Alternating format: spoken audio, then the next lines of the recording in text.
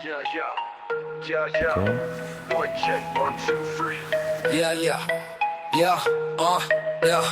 check, 1, 2, 3. Final countdown, no time to breathe.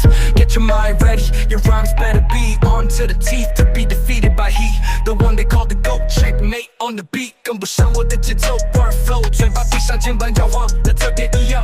你们皱眉就是被我逐渐带入的记忆，想跟上古典，从不必让看我逃避，上落地平稳，像在平地。Salut Jeff, comment vas-tu? Bien et toi?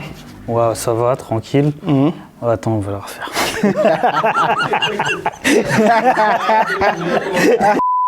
Salut Jeff, comment vas-tu? Bien et toi? Ça va super. Pourrais-tu te présenter à nos jeunes auditeurs? Comment tu es entré dans le monde de la musique et comment t'en es arrivé là où tu es aujourd'hui? Est-ce que tu as du temps? Oui.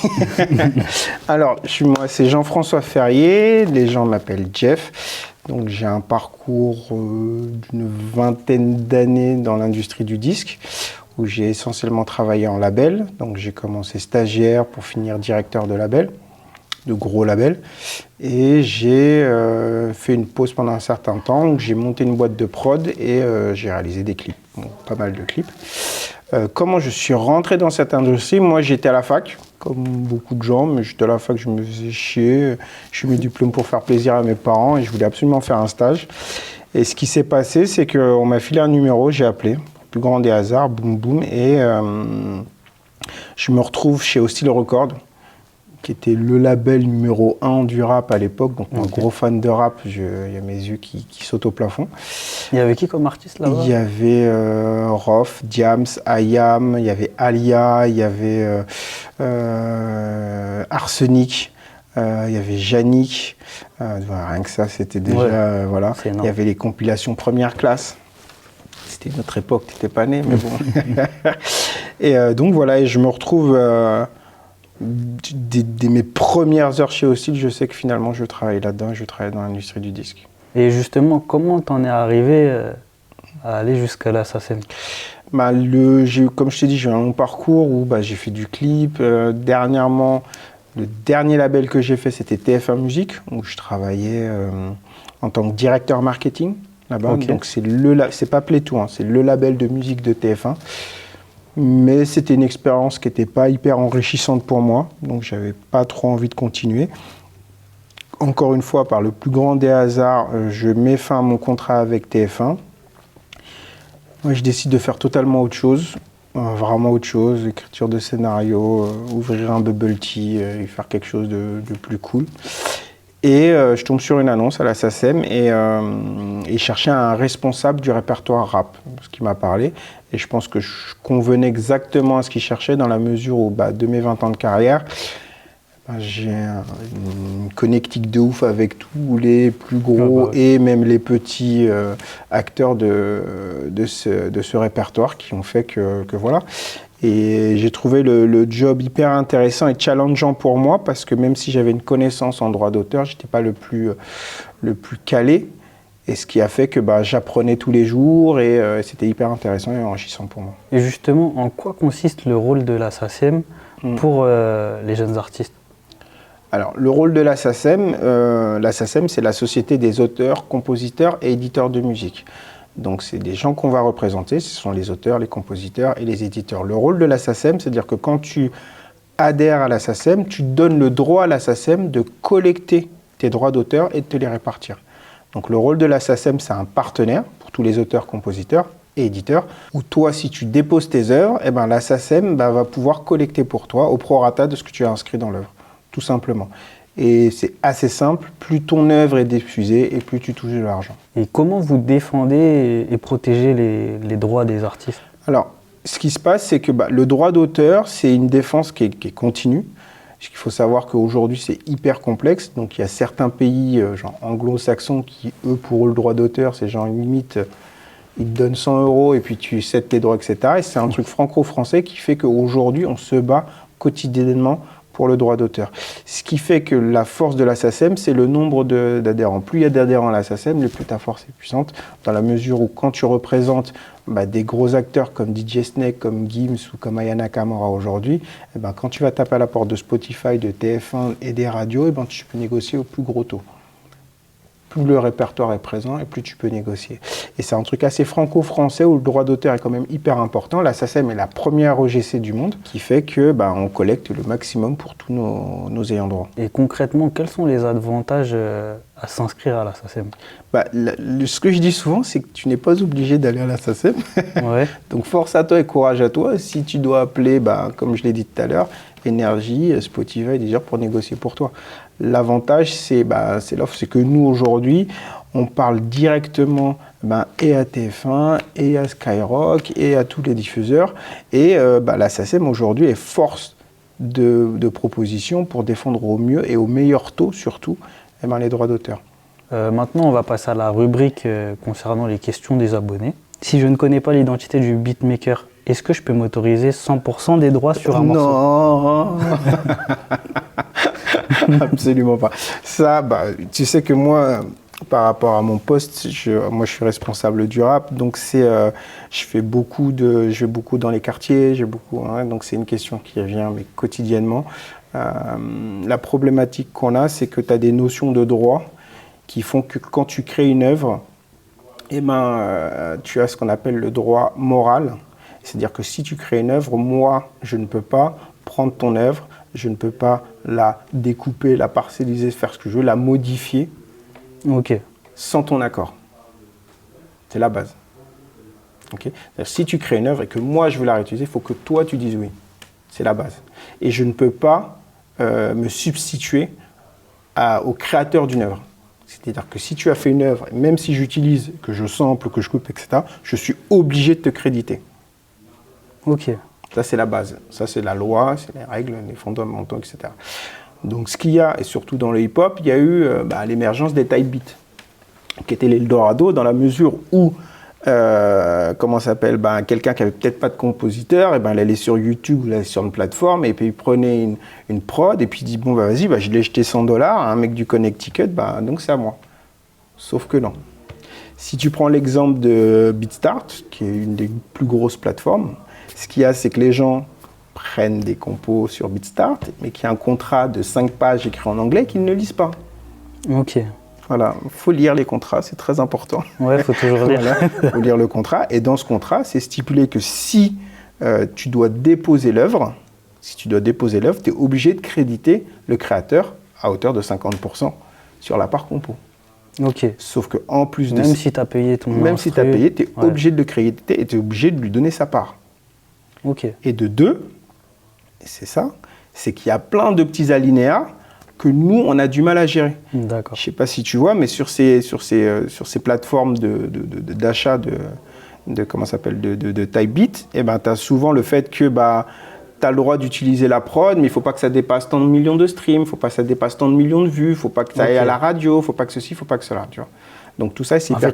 ça dépend des accords un peu. Exactement. Mais sans accord existant, ça doit être 50%. Après, généralement, c'est l'adage, tu as 50% par compo, 50% par auteur. D'accord. Après, chacun fait ce qu'il veut. Tu vois, il n'y a pas un flic qui est là pour dire, toi, tu as posé... C'est 50-50. Après, quand il y a des éditeurs, tu divises en deux, en fonction des contrats, etc.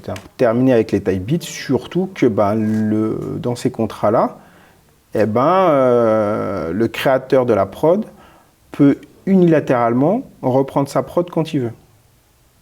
Et ça veut dire que le son est supprimé s'il est sorti. Exactement. C'est-à-dire que lui, il fait sa prod, toi, tu l'utilises, tu donnes tes $100, mais s'il y a Drake qui dit « Ah, cette prod, je la veux », il va te dire, il va taper à ta porte, tu vas te rendre tes $100, il est gentil, mais tu retires le morceau de partout. Et c'est ce genre de choses qui est arrivé au son comme Damso, Amnésie. Je pourrais pas te dire pour ce cas-là, mais c'est vrai que quand il y a des soucis, généralement, c'est que les gens ne sont pas entendus. Soit ils vont demander de l'argent, soit il n'y a pas eu de deal, soit ils n'ont pas déclaré un sample, soit les ayants droit ne veulent pas que tu samples leur musique. Donc voilà. Donc c'est un peu dommage parce qu'il y a, moi je pense plus aux plus jeunes et ceux qui n'ont pas forcément les moyens de prendre un type beat, d'avoir un copo à côté d'eux pour pouvoir faire de la musique. Mais à partir du moment où tu veux déposer des morceaux avec des prods qui viennent de ce type de plateforme, c'est ultra complexe. Et un autre cas, si je fais les top lines Et j'écris aussi parfois les morceaux d'un ami. Est-ce que je dois m'inscrire à la SACEM? Oui. La top line fait partie de la compo. Ok. Donc si tu es juste top liner, pour la SACEM, tu es compositeur. Et si tu écris, tu es auteur. Donc c'est deux casquettes entre guillemets que nous, on peut...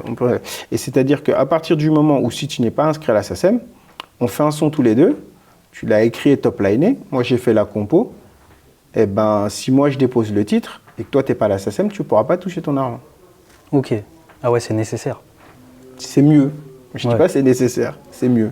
Mon producteur, peut-il avoir mon compte SACEM et y récupérer mes répartitions? Non. Je ne le conseille pas, mais non. Il faut savoir que le producteur, il gère tes droits master. Tes droits d'auteur, c'est à toi, voire toi et ton éditeur. Le deal sur les droits d'auteur, c'est avec l'éditeur, c'est pas avec le producteur. Maintenant, si tu as un producteur qui est un être omniscient, qui gère ta prod, tes éditions, etc., peut-être que oui. Mais chacun fait ce qu'il veut. Ça peut être risqué en fait. Non, ça peut pas être risqué. Il y a beaucoup d'aujourd'hui de producteurs qui sont et producteurs et éditeurs. Là, tu m'as dit juste producteur. Le producteur, théoriquement, il n'a rien à voir avec tes droits d'auteur. Ok. C'est pas lui qui écrit, c'est pas lui qui compose. D'accord. Maintenant, si ton producteur est éditeur également, là, bien entendu, la question se pose si c'est lui qui fait ta gestion ou si c'est toi qui le fais tout seul. Il y a des mecs qui sont et producteurs et éditeurs et ça se passe très très bien. Et justement, c'est quoi un éditeur? Alors, l'éditeur, ça va être un partenaire pour les auteurs et les compositeurs qui va gérer, qui va faire la gestion de tes droits d'auteur. Donc, le rôle de l'éditeur, ça va être de faire en sorte que ta musique soit le plus diffusée possible. Donc, le rôle de l'éditeur, il y a une partie qui va être vraiment de s'occuper de toute la gestion administrative de tes droits d'auteur, faire tes dépôts, SACEM, etc. Mais aussi de faire en sorte que, tu puisses avoir une avance pour pouvoir t'acheter du matériel ou la possibilité de travailler ton son, qui va te mettre en connexion avec des tourneurs pour que tu puisses faire peut-être des premières parties, que tu puisses faire du live, qui va user de son catalogue pour pouvoir te mettre en connexion avec d'autres compositeurs ou d'autres auteurs pour que tu crées du son, qui va te payer un séminaire d'écriture, par exemple, toutes ces choses-là. C'est-à-dire que l'éditeur, tu signes avec lui un paquet éditorial qui est entre 3 et 5 ans et tu lui donnes 50% de tes droits d'auteur. Donc lui, son but, c'est vraiment de faire en sorte que ta musique soit le plus diffusée. Plus ta musique est diffusée, et plus il gagne de l'argent lui aussi. Un artiste-interprète, est-ce qu'il récupère des droits sur sa SACEM? Malheureusement, non. Comme je te l'ai dit tout à l'heure, avec l'exemple qui est ultra connu de Johnny Hallyday, c'est-à-dire qu'à partir du moment où un artiste, entre guillemets, n'écrit pas et ne compose pas, il ne peut pas réclamer des droits d'auteur. Ok. Nous, c'est l'auteur et le compositeur qui sont rémunérés. Mais un artiste a d'autres types de droits. Il va avoir ses droits master grâce à son producteur. Et pour tout ce qui est de l'interprétation, il peut aller voir un autre organisme qui s'appelle l'ADAMI. D'accord. Voilà. Une autre question. Exemple, je m'inscris 1 an après un morceau qui est sorti de moi à la SACEM. Est-ce qu'il y a une rétroactivité sur mes droits? Tu vas récupérer des droits qu'à partir du moment où tu es inscrit. Ok. Voilà. Maintenant, si tu es inscrit et que tu as oublié de déposer un titre, tu as une rétroactivité qui peut aller jusqu'à 5 ans sur les droits qu'on appelle offline, c'est-à-dire radio, concert, télé. Et sur les droits online, tout ce qui est streaming, par exemple, c'est une grosse partie du gâteau aujourd'hui. Sur les droits streaming, tu as une rétroactivité de 1 an. Donc 1 an seulement? Voilà, sur le streaming. Après, si tu as fait des tournées, par exemple, et qu'au bout de 3 ans, tu ne les as pas déposées, tu déposes ton programme et tu peux récupérer ton argent. Okay. Ça va jusqu'à 5 ans. À quel moment je peux m'inscrire à la SACEM? Tu peux t'inscrire à la SACEM dès ton premier titre. Donc il faut juste justifier d'une œuvre, d'une diffusion sur une plateforme qui est générée au moins 1000 vues ou 1000 streams. Ok. Et après, tu peux tout faire en ligne et ça dure 5-10 minutes max. En ligne, c'est-à-dire sur le site internet? Sur le site de la SACEM. Et il y a 100 € à payer, à vie. Ah, je paye les 100 € et après, tu n'as plus rien à payer. Ok. Maintenant, on va passer à la rubrique plus inspirante, c'est-à-dire des questions qui vont être plus personnelles sur ton parcours à toi. Ok. Alors pour toi, quel moment ou anecdote a été le plus gratifiant en aidant de jeunes artistes via la SACEM? Après, il y a certains trucs que je peux pas dire parce que j'ai le secret professionnel. Sans citer de nom. Je vais pas citer de nom, mais c'est vrai qu'il y a une grosse inconnue autour de la SACEM et que mon poste se résume à ça, c'est vraiment de balayer toutes ces inconnues et balayer cette espèce de flou qu'il y a autour de la SACEM. J'aime pas prendre cet exemple, mais c'est vrai que pour beaucoup, la SACEM, c'est un peu la sécurité sociale, donc tu sais pas qui est quoi, comment tu t'inscris, tu fais des dépôts quand tu peux les faire, et après, bah, tu as ta répartition et tu sais pas trop. Il n'y a pas de visage. Et moi, justement, l'intérêt de mon poste, il est là, c'est qu'aujourd'hui, je fais énormément de pédagogie, donc j'explique A plus B comment travaille la SACEM, comment ça fonctionne, etc. Ce qui se passe, c'est que j'ai un ordinateur magique. Et grâce à mon ordinateur, ben, j'ai un rôle proactif, c'est-à-dire que je sais exactement quand il y a des problèmes avant même que les gens s'en rendent compte. Ok. Tu vois. Et c'est vrai que souvent, quand j'appelle les gens aujourd'hui et que j'ai la casquette SACEM, ils me rappellent toujours. Ils me rappellent toujours. Moi, j'aime bien aller sur le terrain, j'aime bien aller en studio. J'ai un peu cette overview sur tout le game, entre guillemets, où je peux intervenir autant sur des très très gros artistes, et je te parle de top 3 artistes aujourd'hui, ce que je fais, ou comme un artiste qui a fait 2 morceaux. Ok. Donc j'ai vraiment cette overview, et c'est ça que je trouve hyper intéressant. Mais des anecdotes, j'en ai 150. J'arrive à la SACEM, il y a un artiste dont je tairai le nom qui cartonne, il est à plus de 300 000 albums, et je me rends compte qu'il n'y a aucun de son album qui sont déposés. Et 300 000 albums vendus. 300 000 albums vendus. C'est un truc de fou. J'appelle mon gars, je fais gros, vous n'avez pas déposé l'album de X? Il fait non, on attend. Et je fais gros, dépêche-toi tout de suite là. Demain tu viens à mon bureau, sinon tu perds du ralice. J'aimerais revenir sur un truc. Tout à l'heure, tu m'as dit que tu t'entendais bien avec la SACEM. Et d'où est née cette relation vu que tu es réalisateur?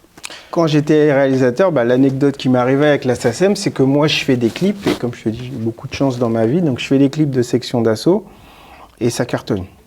Au moment où vraiment Section d'Assaut ça cartonne, mon premier clip c'est Wati Bonson, mais je fais Casquette à l'envers, je fais Wati by Night, donc je fais des clips qui passent à la télé, qui tournent énormément, qui stream énormément sur YouTube.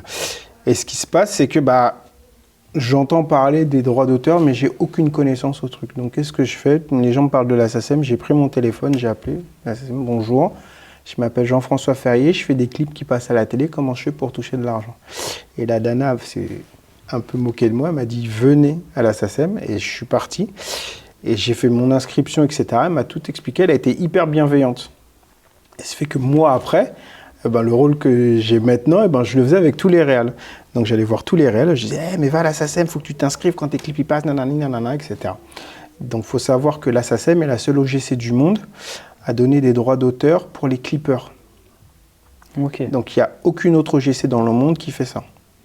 Donc ce qui est bien que tu as des réalisateurs de clips américains qui s'inscrivent à la SACEM.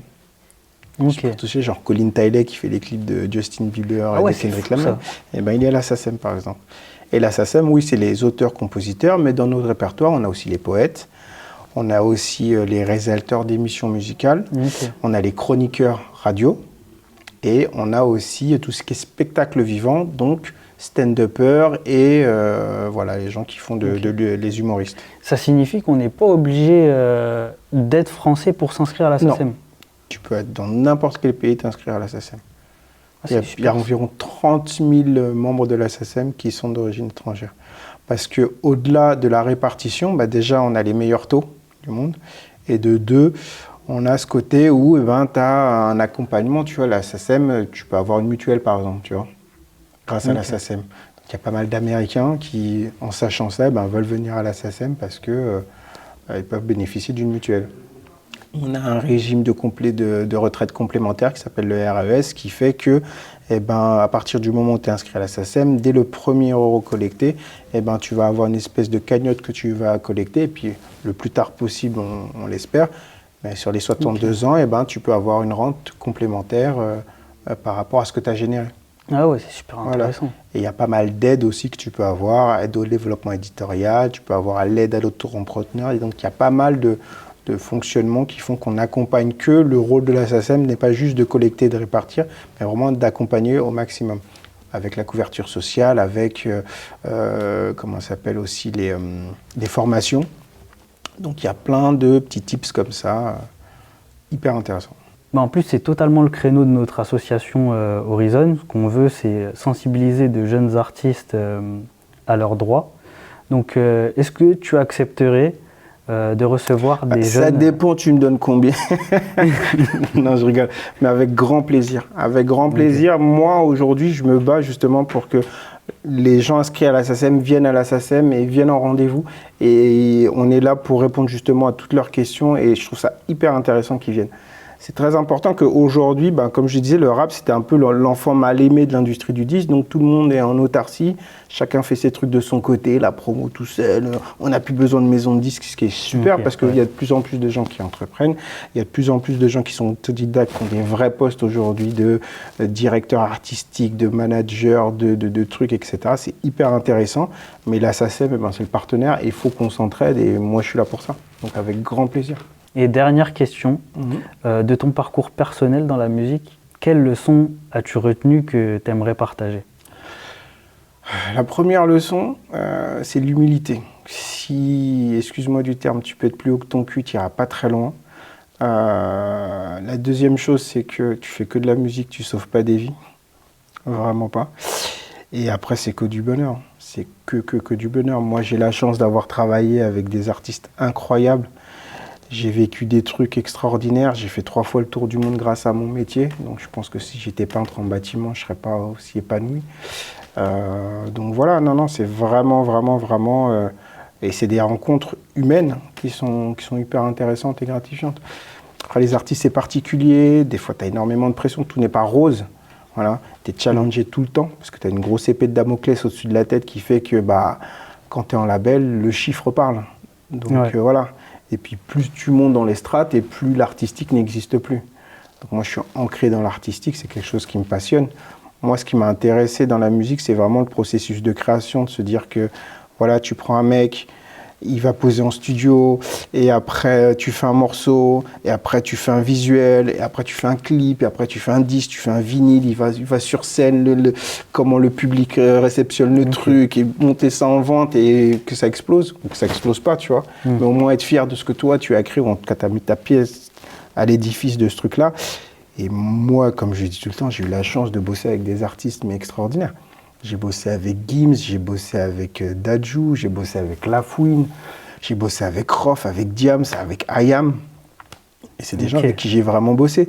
Et j'avais en plus un catalogue US qui fait que j'ai bossé Travis Scott, A$AP Rocky, R. Kelly. Mais bon, on n'a plus trop le droit de me dire. J'aimais bien R. Kelly. On coupera. Hein. Voilà. Mais Chris Brown, donc vraiment des artistes extraordinaires aussi, tu vois. Donc... C'est que du kiff. Et donc voilà, après, garder la tête sur les épaules. Et puis voilà, hein, tu sais, c'est le plus important. C'est le plus important parce que c'est vrai que quand tu travailles dans des domaines artistiques, tu as tendance à pas te rendre compte que tu restes un humain et que tu sauves pas des vies. C'est juste ça. Voilà. Et avoir l'humilité de se dire que la vie, c'est cyclique. C'est qu'à un moment donné, il y a des mecs qui t'ont tendu la main et que toi, à un moment donné, il faut que tu tendes la main aussi. C'est hyper con, mais quand vous m'avez appelé, j'ai dit oui tout de suite. Si je peux partager, je suis à 600%. Il n'y a aucun souci là-dessus. Bon, en tout cas, on te remercie d'avoir accepté l'invitation. Merci à vous de m'avoir invité. Et j'ai eu un verre de Ice Tea qui était très bon. Ouais. Voilà, donc tout va bien. Il était bien frais? Pas si vrai que ça, mais bon. Très bon. Je te remercie, Jeff. Merci à toi. Vas-y.